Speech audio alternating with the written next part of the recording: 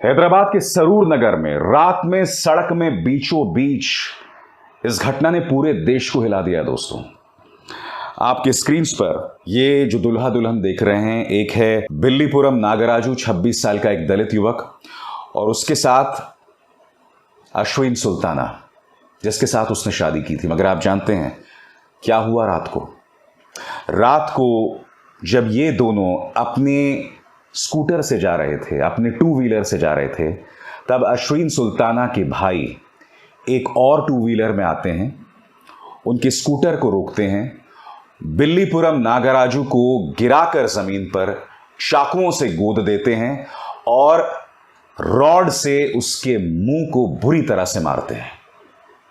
26 साल का बिल्लीपुरम नागराजू उस हमले में मारा जाता है। आपके स्क्रीन पर वो दो चेहरे, जिनमें से एक अश्विन सुल्ताना का भाई है और उसके रिश्तेदार हैं, उन्हें गिरफ्तार कर लिया गया है। क्यों?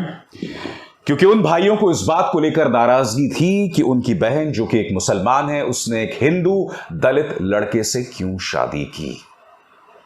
आप जानते हैं ये दोनों एक दूसरे से 10वीं क्लास से मोहब्बत करते थे और बिल्लीपुरम नागराजू ने कहा था कि अगर आप चाहें तो मैं इस्लाम धर्म अपनाने को तैयार हूं। इतनी मोहब्बत वो अश्विन सुल्ताना से करता था। मैंने वो वीडियो देखा है दोस्तों, और मैं वो वीडियो आपको नहीं दिखाना चाहता। अश्विन सुल्ताना का भाई एक रॉड से उसके मुंह पर लगातार मार रहा है और अश्विन अपने भाई को रोक रही है बदहवास होकर, मत मारो मेरे नागराजू को। आसपास भीड़ खड़े होकर देखती रही। सुरूरपुरा में वो नंगा नाच होता रहा दोस्तों, हिंसा का, और शब्द नहीं है मेरे पास, क्योंकि वो वीडियो मैंने पूरी तरह से देखा है। मेरा शाप यह है दोस्तों कि पत्रकार होने के नाते ये तमाम हिंसक वीडियोस मुझे देखने पड़ते हैं और इन तमाम चीजों का असर एक इंसान पर मानसिक तौर पर होता है। नागराजू का कोई दोष नहीं था। उसने अश्विन से सिर्फ मोहब्बत की थी। वो अश्विन के लिए अपने धर्म को त्यागने को तैयार था, मगर नफरत के परवाने ये दो चेहरे, उन्होंने इसे मौत के घाट उतार दिया। मैं जानना चाहता हूं हासिल क्या हुआ। दो परिवार बर्बाद हो गए, हमेशा के लिए बर्बाद हो गए। हासिल कुछ नहीं हुआ। आपको याद होगा कुछ दिनों पहले कर्नाटक से वो खबर आई थी, वो बहुत ही विभत्स खबर। इसी तरह से एक मुस्लिम लड़के ने एक हिंदू लड़की से शादी कर ली थी। कुछ लोगों ने उस मुस्लिम लड़की की गर्दन काट के रेल की पटरियों में फेंक दिया था। भाई, इतनी दरिंदगी, इतनी नफरत। और मैं आपसे कहना चाहता हूं कि मोहब्बत का जवाब कभी भी नफरत नहीं हो सकता, कभी भी नफरत नहीं हो सकता।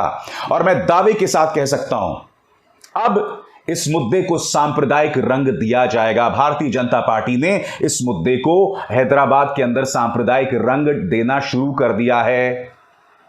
इनके वैसे भी एक से एक महानुभव हैं हैदराबाद के अंदर, जो इसे आने वाले दिनों में इतना जहरीला रंग देंगे कि आप उसकी कल्पना भी नहीं कर सकते। सबसे बड़ी बात, असदुद्दीन ओवैसी वो खामोश हैं। कम से कम इस वक्त जब मैं ये शो रिकॉर्ड कर रहा हूं दोस्तों, उनके मुंह से एक भी शब्द नहीं निकला है। उन्हें बोलना चाहिए था, उन्हें अपील करनी चाहिए थी, क्योंकि अब माहौल भड़काया जाएगा हैदराबाद के अंदर। यह ना भूलें कि स्थानीय निकाय चुनावों के बाद भारतीय जनता पार्टी यहां बहुत ही मजबूत स्थिति में है। उसकी मौजूदगी है। ऊपर से राजा सिंह जैसे विधायक हैं जो भड़काऊ बयान अक्सर दिया करते हैं। इसलिए बहुत जरूरी हो जाता है कि राज्य के मुख्यमंत्री, बहुत जरूरी हो जाता है असदुद्दीन ओवैसी जैसे नेता और भाजपा के नेता भी सामने आए और सांप्रदायिक सौहार्द की अपील करें। एक मोहब्बत की दास्तान को बेरहमी से कुचल दिया गया और अब मुझे डर इस बात का है कि कहीं यह सांप्रदायिक टकराव में तब्दील ना हो जाए। मैं उम्मीद करता हूं कि भगवान सबको सद्बुद्धि देगा। और वो जो गाना है ना, ईश्वर अल्लाह तेरो नाम सबको सम्मति दे भगवान। नमस्कार। स्वतंत्र और आजाद पत्रकारिता का समर्थन कीजिए, सच में मेरा साथी बनिए। बहुत आसान है दोस्तों, इस ज्वाइन बटन को दबाइए और आपके सामने आएंगे ये 3 विकल्प, इनमें से एक चुनिए और सच के इस सफर में मेरा साथी बनिए।